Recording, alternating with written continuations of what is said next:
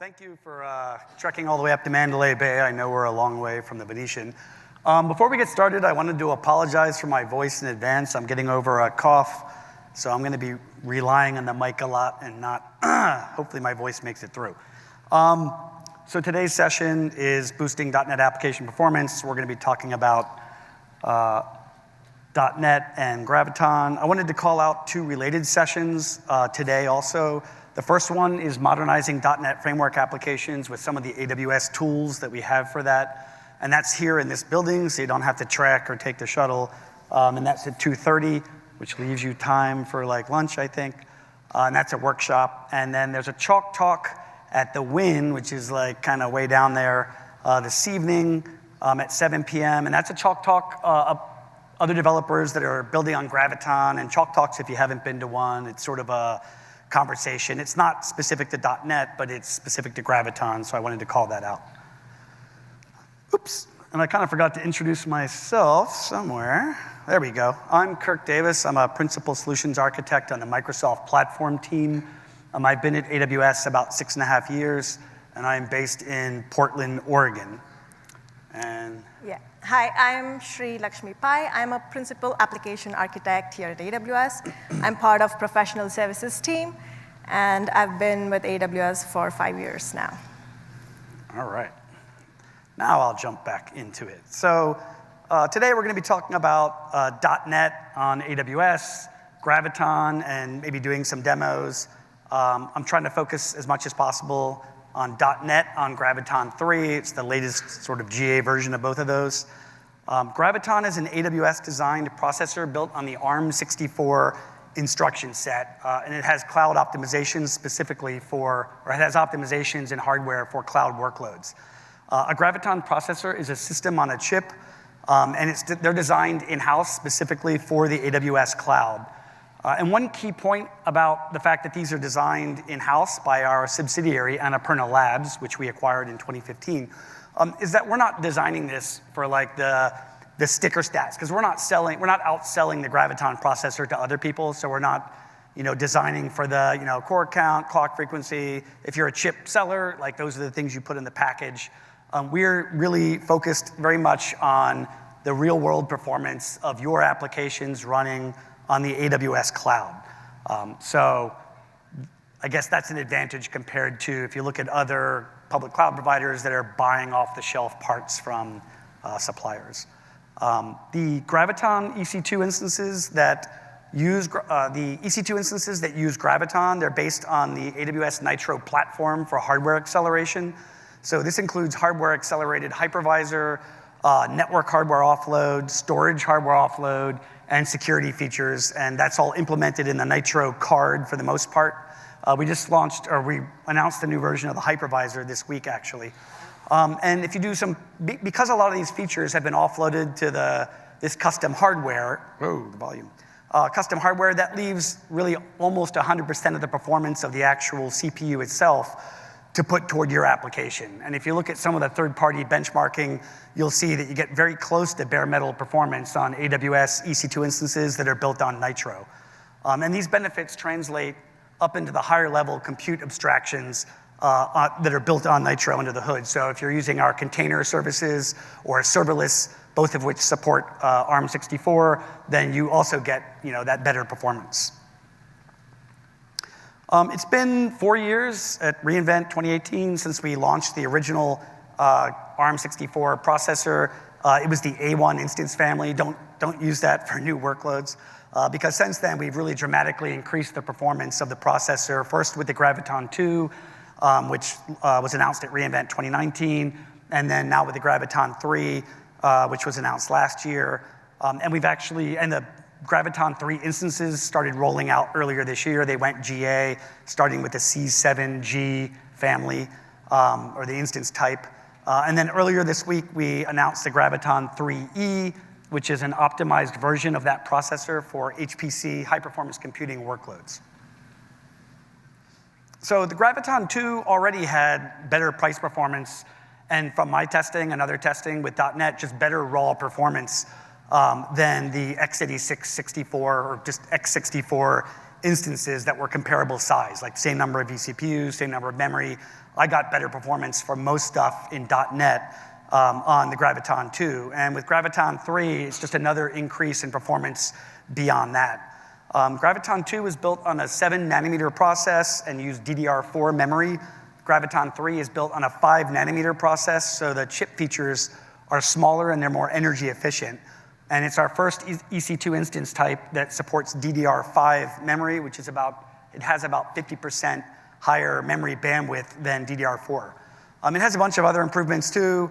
It implements the ARM version 8.5 architecture on Neoverse V1 cores, whereas the Graviton 2 had the version 8.2 of the ARM architecture on the older Neoverse N1 cores. So it's just been improved sort of throughout. It actually has 55 billion transistors, roughly, are on the Graviton 3 chip. It has a lot of cores, obviously, but still, 55 billion transistors. I grew up with a Commodore 64 when I was a kid that had about 5,000 transistors on the chip on a 6510 MOS processor. So we've gone from 5,000 to 55 billion of the computers that I personally owned over my lifetime, which is kind of mind-boggling. One of the reasons that the Graviton series chips has such good price performance is that it uses less power than the equivalent x64 instance types, right? So it's less expensive for us to operate over time. And there's actually a double benefit there, because if you're running a large number of servers in a data center, you have to provide power, obviously. But because it takes less power to run the chip, there's less thermal energy being radiated away, and so it takes less cooling also. And so there's sort of a double electricity benefit to us for customers running on Graviton-based instances. And more performance per watt means that the Graviton servers, they have a much lower carbon footprint, which is helping us meet we have a climate goal of net zero carbon emissions by 2040 for AWS. So if your organization also has sustainability goals, if you have carbon emission reduction goals, you can check your carbon footprint for your AWS infrastructure. It's in the cost and usage reports section of the AWS Management Console. You can go in there and look at your carbon footprint. And so if that's maybe a motivation to use Graviton also. I just wanted to give a quick shout out or a quick snapshot of some of our customers and partners that are running on Graviton. I think I just saw Datadog as a sponsor up earlier on the little looping video. Dynatrace, Circle CI, so many of you are probably familiar with these. If you're a Gen Z or maybe millennial, maybe you probably know what the Snapchat logo looks like. Epic Games is a really interesting customer. They said that their own testing has shown that the Graviton 3 works for their most demanding latency-sensitive workloads that they're running, including like Fortnite and Unreal Engine-based applications. So we have a lot more. If you go to the URL there, ec2/Graviton, you can find out a lot more information. There's a lot of partners out there that are helping companies do migrations. For .NET, you probably might not even need to do that, because as we're going to show, often no code changes required at all. So far, I've been talking about EC2 instances, but like I mentioned, the higher level abstractions also benefit from Graviton. We launched AWS Lambda on Graviton last year, I think in August or September, and then we updated the Visual Studio Toolkit, the AWS Toolkit for Visual Studio, and the AWS, the Lambda extension for the .NET CLI, so you can actually publish your .NET code to a Lambda function directly from Visual Studio using the toolkit to an Arm64 Graviton Lambda. The Graviton-based Lambda functions, they get about a 20% discount in the duration charges. Lambda functions, you're charged per millisecond that your code is running. And so if you publish your Lambda function to Arm64, publish your code to an Arm64 Lambda function, you're going to immediately start saving about 20% off of the duration charges, which is most of the cost. You can also publish it, like I said, from the .NET CLI. Our other serverless compute platform is called Fargate. This lets you launch containers in either ECS, which is the Elastic Container Service, or the EKS, which is our Managed Kubernetes Service, without needing to worry about like the underlying servers or the infrastructure. You just say, here's my container image, go launch 5 copies. That also supports Graviton. That's one of my favorite ways to deploy .NET code, frankly, is I publish it to a Fargate service, and then it's just up and running without having to worry about servers. And if you're like me, my laptop is running an X64 Intel processor.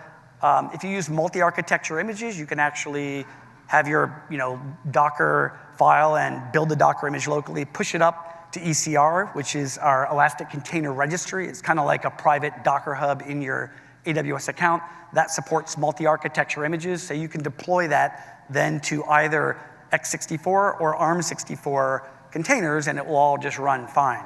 And we're going to have a demo in a bit of pushing out .NET code to Graviton.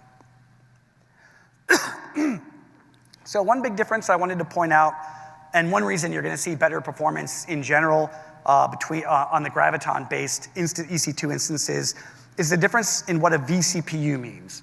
So for the x86-64 or Intel or AMD-based instances, a vCPU is a logical core. And so the smallest size you can get is 2 vCPUs, because that's one physical core, and a logical core is a hyperthread on Intel. AMD has their own nomenclature. And then that hyperthread, that physical core can run 2 different threads swapping back and forth really quick, but it's one physical core. But for Graviton instances, a vCPU is a physical core on the hardware, on the chip. So for instance, if I have an instance type and I'm using the x86 version and it says 8 vCPUs, I'm actually getting 4 physical cores, and it's using hyperthreading to present it as 8 logical cores. But with a Graviton-based instance, 8 vCPUs, you get 8 physical cores on the hardware. So for multi-threaded workloads, that is one of the reasons you get better performance with Graviton instances.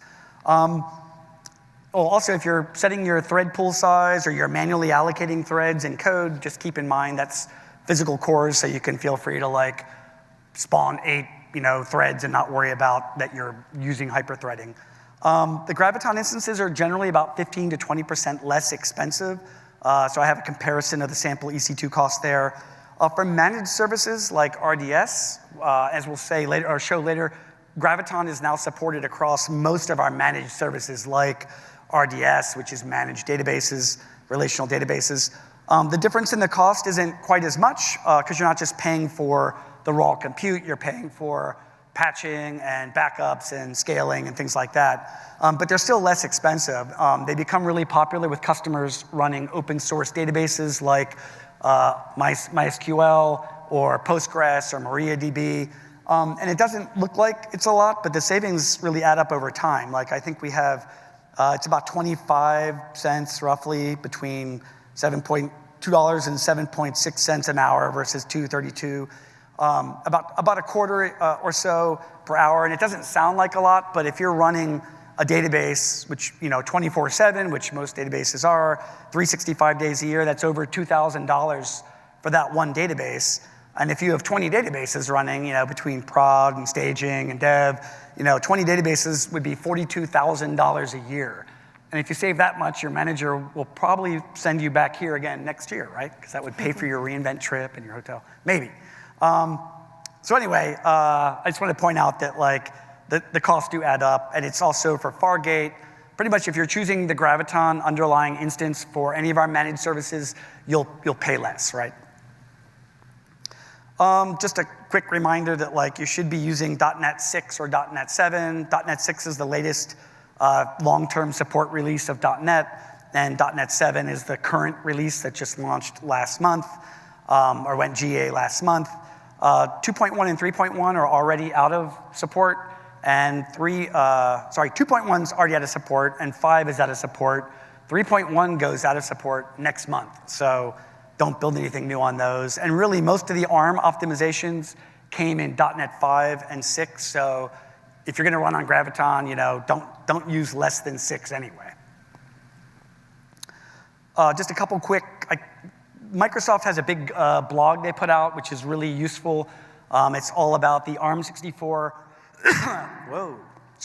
performance improvements in .NET 7. I just wanted to call out 3 improvements. These aren't necessarily specific just to Arm64. One of them is on-stack replacement. That enables you to use tiered compilation even for long-running methods. So normally the reujit compiler, when your code's running, it does the really quick optimization at first, translating your intermediate language code down to machine code. And then for methods that get invoked a lot, that have a lot of loops maybe, it'll start optimizing them, and when they're not running, the next time you call it, it'll use the more optimized one.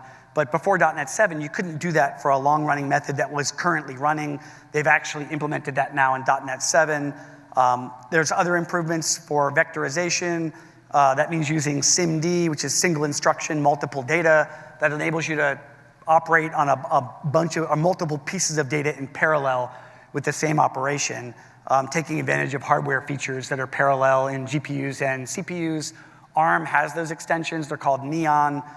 If you go to ARM's website, I'll show you their website a little later, they have a whole page on the Neon extensions and vector improvements for .NET. The last one was thread pool scaling. This is an interesting one, and it only really happens if you choose the biggest Graviton instances that have like 48 cores, more than 32 cores. The problem before .NET 7 is that each one of those cores is running a thread. If you're running a multi-threaded workload like ASP.NET Core, and each one of those threads needs to go and hit this shared global queue to get its next piece of work. And if you had more than 32 cores, you started to get a lot of contention with all these threads trying to hit this shared queue. So in .NET 7, they added a feature where if there's more than 32 cores, they'll add an additional concurrent queue for each additional 16 cores to prevent like all the threads trying to hammer the same one. They also did some optimizations in Kestrel because ASP.NET Core by its nature is multi-threaded that allows it to make better use of the queue also. So I wanted to do a quick demo just to sort of show how easy it is to get started with a .NET 7 app on Graviton3. Let me pull up the right browser. Really quick, I'm going to copy a user data script first. Whoops. So really quick, this is the page on ARM's website. Encourage you to go check it out if you're into the details. I'm going to just go to my management console, and I'm going to launch an instance. And I'm just going to call it, eventually, I'll call it demo ASP.NET 7 Graviton, I guess. And I'm going to pick Ubuntu. There's currently, with Amazon Linux 2, there's an incompatibility with a version of a library that .NET 7 needs. So until that gets resolved, I like Ubuntu anyway, so I'm using Ubuntu. Under here, if you pick architecture, you can just pick 64-bit ARM. That will be the Graviton instances. This is defaulting to a C6G. C6 is Graviton 2. Graviton 3 is C7, so I'm going to pick C7G dot, and for this demo, it doesn't need to be a particularly big one, so I'll use a medium that's got 1 vCPU. I probably don't need a key pair because I'm not going to SSH in from my laptop, but I'll pick it anyway. I'm going to pick, now obviously if you're doing production stuff and scaling out, you'd have all this in CloudFormation templates or Terraform. You wouldn't necessarily be launching these on the fly. I'm going to pick a security group that lets me use a feature called SSH instance or EC2 instance connect, which lets me SSH in from a web browser without having to like do it locally. So let me do that. And I have that already configured. All right, so probably default storage is fine. I'm going to go down to advanced, and I'm going to paste in a shell script. This runs at boot up. All this is doing is it's using curl to download the .NET 7.0 SDK because I'm going to actually create a new .NET app on this Graviton instance, and it sets some environment variables on the path. And I think that's it. I think there's a review somewhere. Let me just click launch instance and see what happens. And so it says it's successfully launched. It can take a minute for the for .NET to actually be installed. If I come over here, it's still initializing, so I'm going to give it about 30 seconds or so, maybe less. Hopefully, the demo gods are with you. Usually, it's really fast. Oh, let me click on it like this, and I'm just going to try to connect to it anyway. There's different ways you can connect. You can use your SSH locally from, Windows command prompt or whatever SSH client you want. I'm going to use this instance connect where I don't have to do that. You just click connect and it will hopefully take me right there. Yay. I'm going to kill this thing at the bottom because I want more space. If you look up at the top, you'll see it says AWS Arch64. That's ARM Architecture 64. And let's make sure .NET did get installed. .NET version 7.0. So if I do, I'm going to make a directory and just call it demo, cd demo, and then do .NET new MVC. And obviously, you don't need to use a remote machine as a remote development environment, although there are a lot of advantages to doing that. And there's been a movement in the industry with like GitHub releasing code spaces, and I think you'll see some announcements from us over the next week or so, hopefully in that space. Now, obviously, if I did, I could go in and start using Vim or Nano or something and trying to edit this, and that's very difficult and not really an ideal developer experience.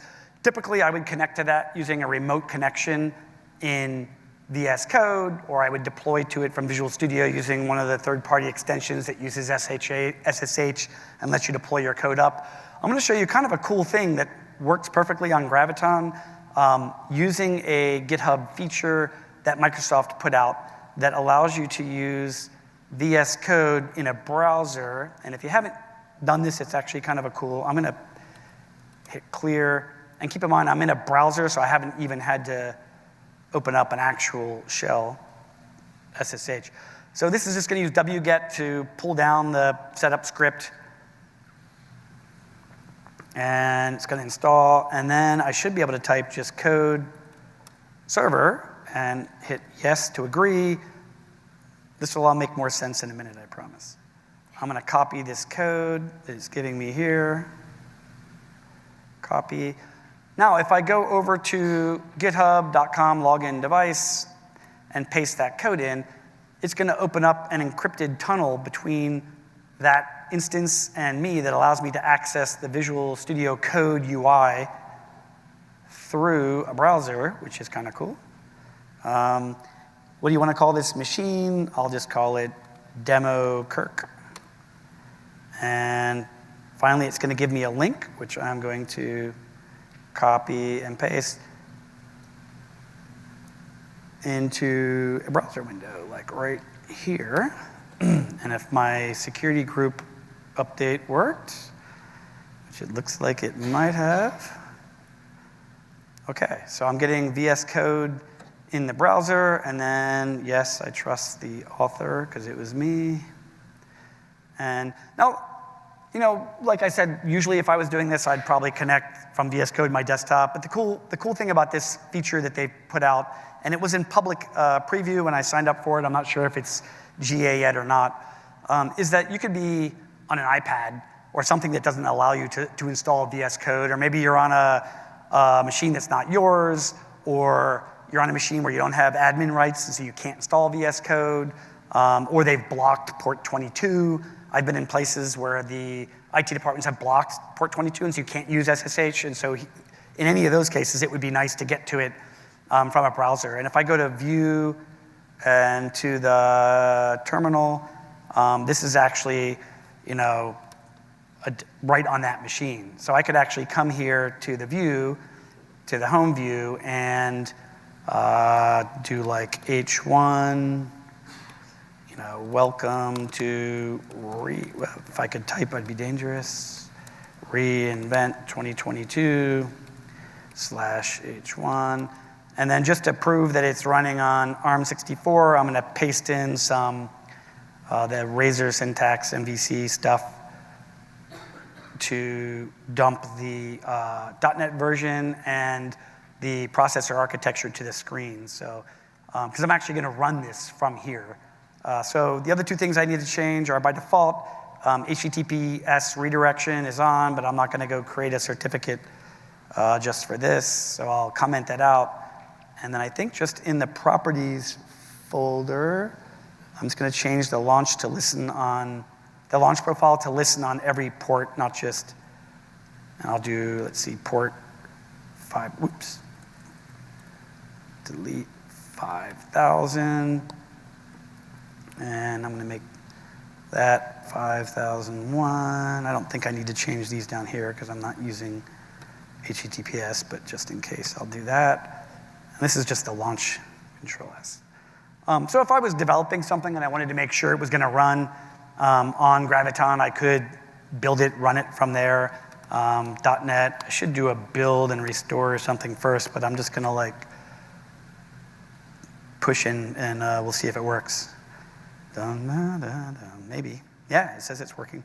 So let's go see if that's actually working. I'm going to go get the cancel. I'm going to go get the public DNS. There's a public IP address for this. I'll copy the that, and then I'm going to paste that over here. And I think we said port 5000. And yeah, so that worked. So this is running on a Graviton3 instance. We're going to do some load testing later to compare the performance of these two. But first, I think that's the end of that part of the demo. And then I wanted to, I think we're going to switch back to you now, right? Yeah. All right, so let me switch this back. Awesome. Okay. Thank you, Kirk. So Kirk showed us the price performance benefits of Graviton, right? We are going to look at the DevOps ecosystem and where Graviton stands. So as more and more companies invest in digital transformation, to increase their software development capabilities, it's extremely important to have a robust DevOps system. And the good news is there is broad Graviton support in DevOps ecosystem. I would like to break the DevOps ecosystem into 3 categories. The fully managed category, the first category, which where not only the providers provide the fully managed logical frameworks, running tasks, orchestration of your pipelines, they also provide the managed compute. What that means is you can quickly set up your tasks. You don't have to bring the compute. Everything is there for you fully managed. You set up the task, start building, testing, deploying. For example, AWS Code Build provides the managed compute where you can quickly set up your build server and build, test, and then deploy your applications. And it supports Graviton. So there it is. And Circle CI also provides Graviton-based runners, so as does Cirrus CI and Travis CI. So they're fully managed services provided by these companies, and you don't have to manage anything. And the second approach is hybrid approach, right? The managed service providers like GitHub, GitLab, they provide the orchestration of pipelines and all of that, but here you will have to bring your own compute. And you can bring Graviton-based runners and register them to their respective service. That's the part that you will manage, and the orchestration is managed by the service provider. And then the last category is self-managed category, where customers use Jenkins for that, and here you can either run your master on Graviton, or your runners on Graviton, or both on Graviton, but everything is brought by you, managed by you. So these are Graviton EC2 instances on which you will run the master and runners. So these are the 3 different categories. And you would ask, why would I change my perfectly running DevOps pipeline to Graviton, right? The simple answer is, as Kirk stressed, the price performance benefits. And in fact, GitLabs, they ran their latest cost analysis and found that customers can realize up to 23% of cost savings and 36% of performance gains by running your runners and your admin on Graviton, and when compared to x86 EC2 instances. So there it is. All right, and sorry. Oh, no, I'm just saying I want to see the demo, too. There we go. Yeah, and we are going to show you how easy it is to switch from your x86 instances to Graviton at the compute level, that is the ECS Fargate level, and also in your DevOps pipeline. So in this DevOps pipeline, you can see we are using a source control repository, which is AWS Code Commit, which is completely managed by AWS, where you can store your source code on private Git repositories. And once you check in your code, you need a build server. We are using AWS Code Build, which is running on Graviton. Basically, you'll choose a Graviton container, which will build your code. And after that, you can have your testing frameworks, like your unit test cases or any kind of automation test cases. You can have that in your pipeline. And then once you build your code, once you have your image, it will be pushed to your Elastic Container Registry. As Kirk said, it is a private like Docker Hub where you can have your images, and they support multi-arc images. So once you build and push your images, you deploy that package onto Fargate or EC2. If it's EC2, you will not push your images into ECR. It will be just the package that will deploy onto EC2 instances. And in this demo, we will be deploying it onto Fargate. Oh, do you want me to switch the monitor? And we also have a demo where we'll show that the same code can be deployed onto Lambda as well. Like if your x86 code can be deployed onto your Arm64 Lambda functions as well without any code changes, the .NET 6 application. So that's what we are going to demo. Perfect. So here are the pipelines that we have. So first two pipelines you can see are two Lambda pipelines, where one is being deployed to x86, and one is Arm64. And when we have two Fargate pipelines, one is again x86, and the other one is Arm64. And as you can see here, the source code that we are using is all the same. So it's from the same repository and the same commit. So that's the ID that you can see it's the same. So I'm going to quickly make a change to my code so that we can see the results. So this is my repository, .NET 6 ARM sample. I'm in the .NET application API and into the class right now. I have it open so that we can quickly edit it. And usually, you will be having your ID. You would have your copy of the code and make changes to your branch and then merge and then have a pull request and all of that. Here, I'm just going to do it in this browser right now and check in the code. So let me see. Graviton all the way.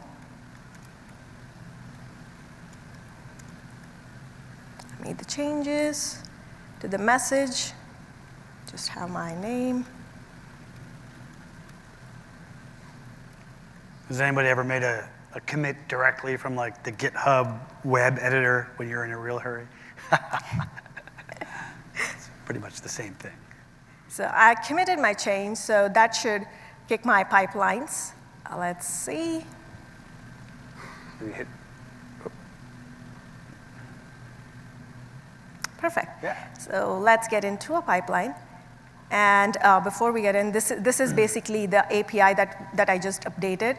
You can see it has the build ID. It's running on Arm64, and we have similar one running on x64. So it's the same code that's being run on x86, sorry, Arm64 and x86, yeah. So basically, no code changes. So unless you have any assembly level or x86 level dependencies in your code, you don't have to make any changes. And even in the build process, like your build spec files, I'm just going to show you, like, there's no changes at that level as well, unless you have those dependencies in the code.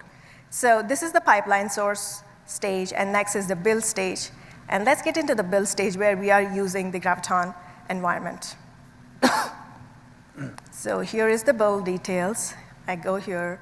And this is AWS Code Build. It's a serverless build service that we have. So instead of running like a Jenkins server all the time, Code Build will launch your build in a container, and it can actually build a container in that container, which she's actually doing. But and then when it's done the build and pushes the artifacts up, it just goes away. So it's a really cool build service. Fully managed again. So you can see here Arm64, Arm Architecture 64, and similarly, I have a pipeline with x86, and the build spec file. I want to see you guys to see this. Like, this is the build specs file. There's no Arm-related details in this. Let me quickly go to the build spec file and show you that.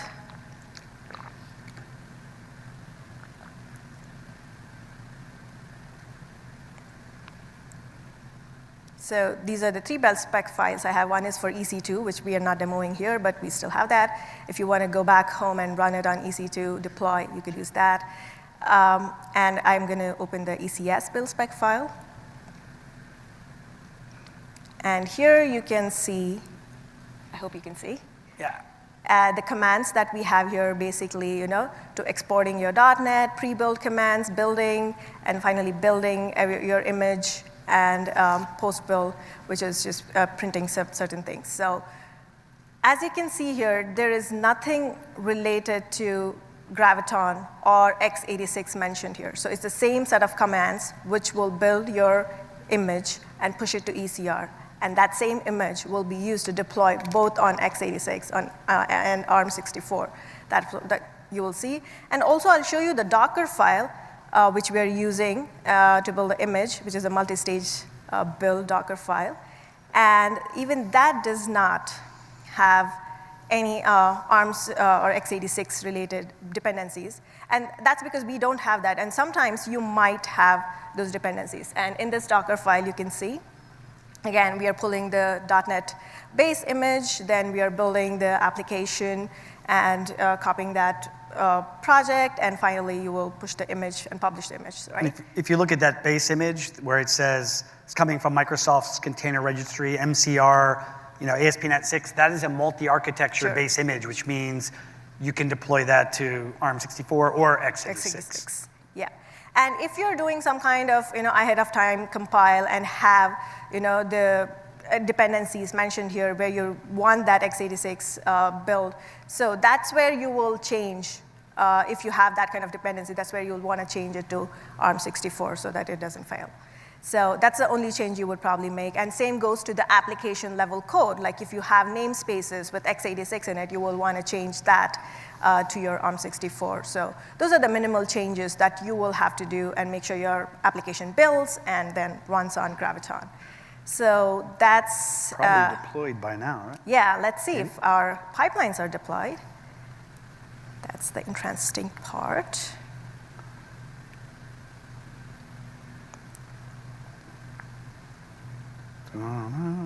Oh, it's in progress. The Lambda functions are deployed. Let's check. If you're wondering why the console seems slow to respond, it's because she's using the AWS region in India to avoid using too many resources in the US while reInvent's going on. Well, yeah, that's the reason. And as you can see, it's being deployed. And you can see the update in the message, Graviton all the way. And that's for ARM. And this is for x64, and both are using the same code. And this is just a simple API that I'm showing here, right? Just showing some details about the build, your framework, what .NET version. We also have a more complex API, the weather forecast API, which we are using to show the performance benefits of Graviton. And one thing to note here, again, is to make it a little more complex, more compute intensive, what we have done is we are using the encrypted summary here, which basically encrypting the payload and then showing it on the screen. And all of that is happening just to show you that Graviton has better performance. And Kirk actually ran the load tests on it, and he's going to demonstrate that. Yeah, I'm actually going to run some live. And so I'm hoping that everything is live. The demo guides, none of this is canned per se. So really quick, just to show you, Sri was talking about the encrypted summary. Let me turn this thing off. The actual app that's deployed is an ASP.NET Web API app targeting .NET 7. And I used the same user data script that I used to launch the SDK earlier when I used this one.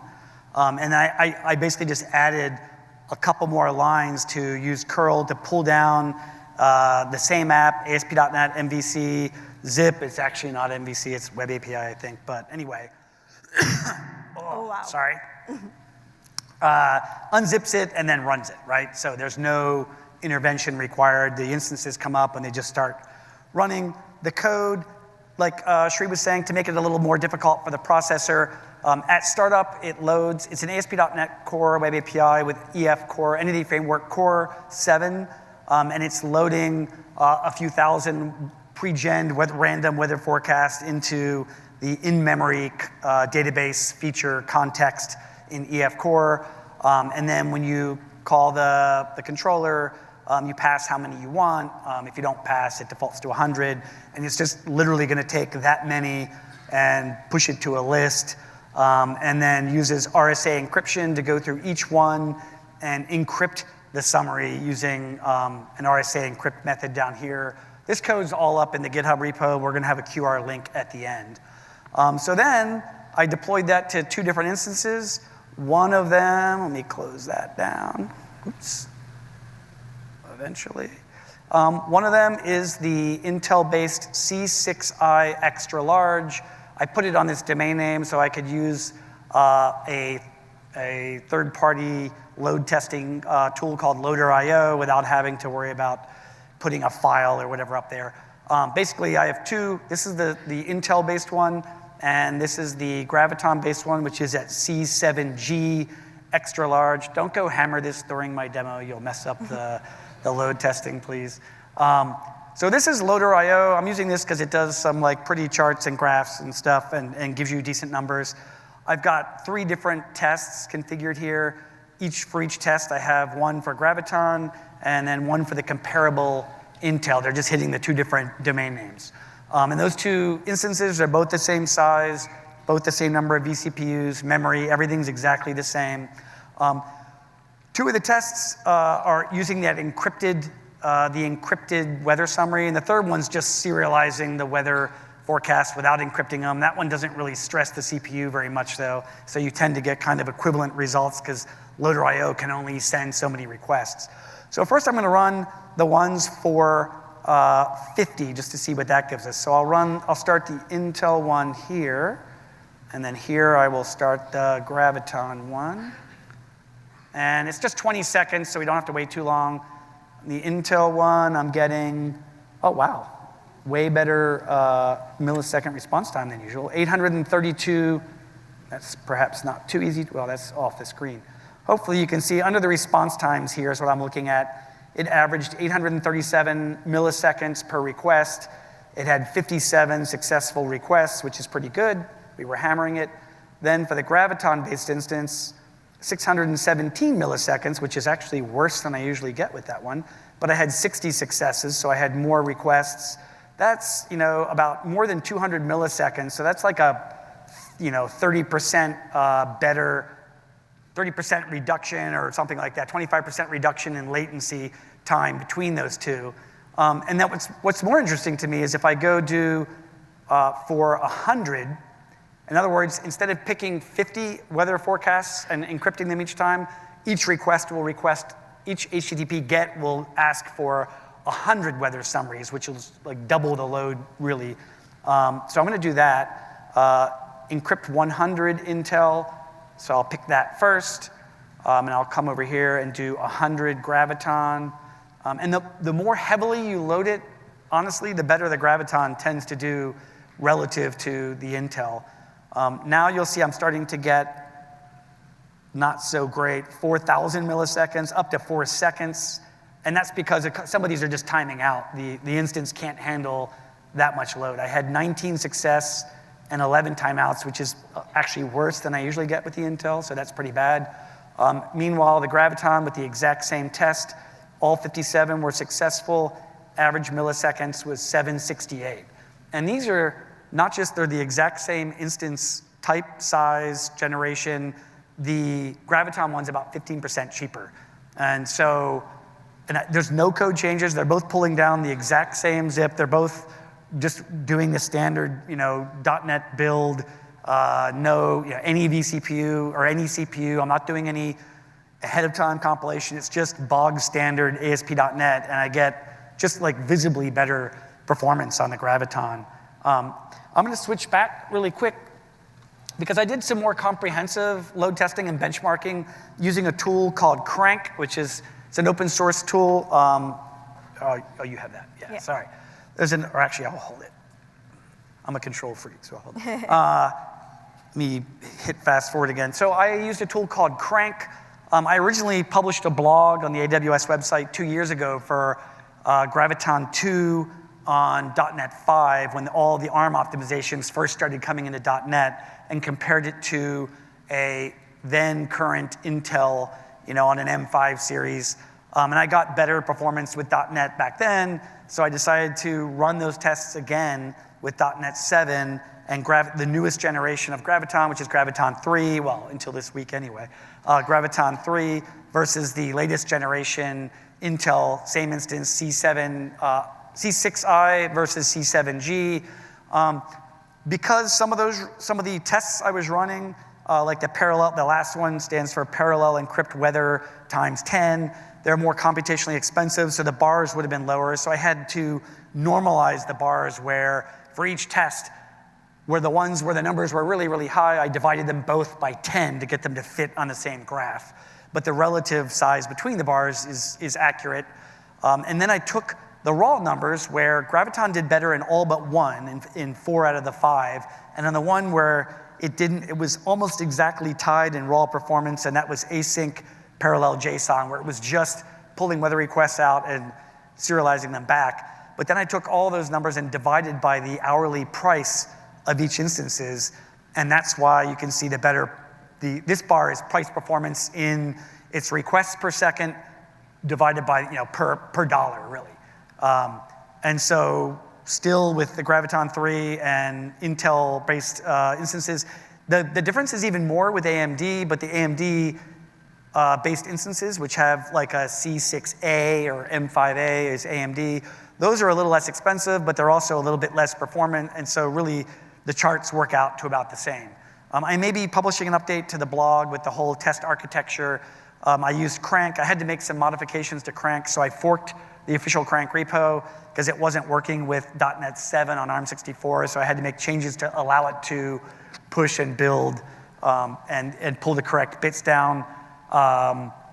And what else? So I used Bombardier as the actual load test mechanism that hammers the APIs, and it gives you all the numbers back. And then I put it into a pretty bar chart. So that's it. I'm going to keep going and pass back to you, Shri. Yeah. So you saw all the price performance benefits live, right? What's going to stop you from not using Graviton? Because the changes that you have to make to application is mostly like minimal to none. So there's not going to be any changes.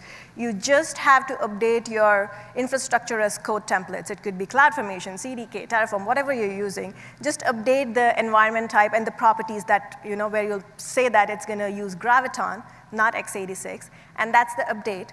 Probably no code changes if you don't have any dependencies at x86 level, and deploy it onto the compute services. We saw the compute services like ECS, Lambda, EC2, they support, and also the Fargate flavor of it supports Graviton on the compute side. And there are so many databases. So even at the database level, you can switch over to Graviton. All these managed databases that you see on the screen, they now support Graviton. The analytics service and the storage services, they all support Graviton. And AWS is adding more and more services since we want our customers to take all those price performance benefits. So there are going to be more services in future which will support Graviton. So there's really no reason not to use Graviton. So I would recommend go back, take a look at your workload, see one application that you can quickly switch to Graviton, and see the actual benefits, like the performance benefits and the price benefits that you would get by using Graviton. So with that. 2 minutes left, so we timed it almost perfectly. These are some QR codes. Oh, I can't remember. I'll say it. These are some QR codes. The build spec files and all the stuff that Shri did in her demo, and the user data scripts that I used for to automatically install the SDK. If you're doing production, you would just change the URL that is pulling down the .NET to be the runtime only, or the ASP.NET runtime. That stuff's all on the bottom right GitHub repo that's linked there. You can follow us on Twitter at .NET on AWS. Speaking of microblogging platforms, there is a popular microblogging platform that the slide I showed with all the customer names and logos, we have to get permission to do that. So any customers that are using Graviton 3, and they are many, including popular microblogging platforms whose names I won't mention. You can follow both of us. Our AWS Twitter handles are up there. Yeah. And I don't know that we have a minute and a half. Does anybody have a really quick question? Oh, and there's a Survey. In your app, there's a survey. Oh, it says it on the slide. Yeah, please complete complete the survey. session All right. survey. That's really important.